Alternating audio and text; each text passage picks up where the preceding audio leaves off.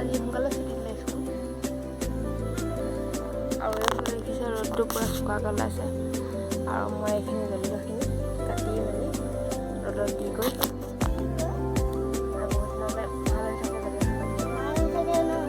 চালি পোৱা আজি দিনটো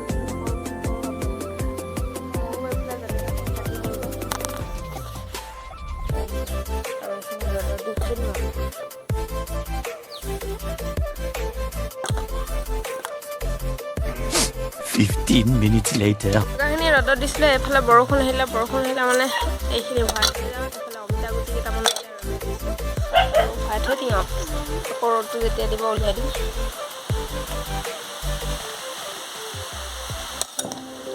অমিতা কেইটামান কাটি থৈ আছে গোটাই খাবলৈ।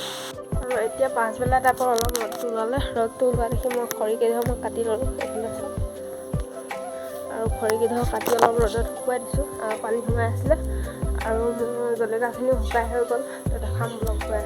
ৰ'দটো যিহেতু ওলালে আৰু মই সেইফালে জলকীয়াখিনি শুকুৱাই দিছিলোঁ শুকুৱাই দি মানে এইখিনি শুকালে ধুনীয়াকৈ এইফালে বৈয়াম এটা ধুই থৈ দিছোঁ ইয়াতে সুমুৱাই থৈ নেমু অকণ চেপি কেঁচা মিঠাতেল দি দিম আৰু কেঁচা মিঠাতেল দিয়াৰ পিছত 3-4 দিন ৰ'দত দিম আৰু The next day.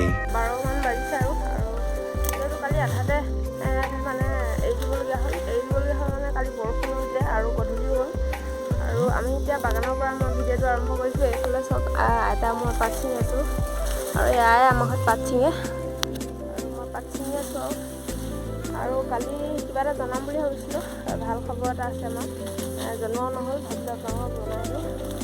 আৰু ভাল খবৰটো হ'ল আমাৰ দাদাই আউট কৰি মানে ল'ৰা সন্তানটো জন্ম হ'ল আৰু মই মানে দেওৰ এটা পালোঁ আৰু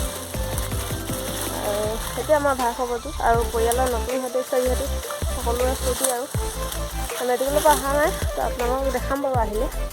তো আজিলৈ ভিডিঅ'টো ইমানে আৰু আপোনালোকক জনাম বুলিয়ে ভিডিঅ'টো ষ্টাৰ্ট কৰিলোঁ। ৰ'দত দি পাত আছে আমনি লাগিছে আৰু ৰ'দটো চবটো অলপ চোকাকৈ দিছে আৰু আজি ভিডিঅ'টো যদি চাই ভাল পালে লাইক কমেণ্ট শ্বেয়াৰ কৰিবলৈ নাপাহৰিব। ধন্যবাদ।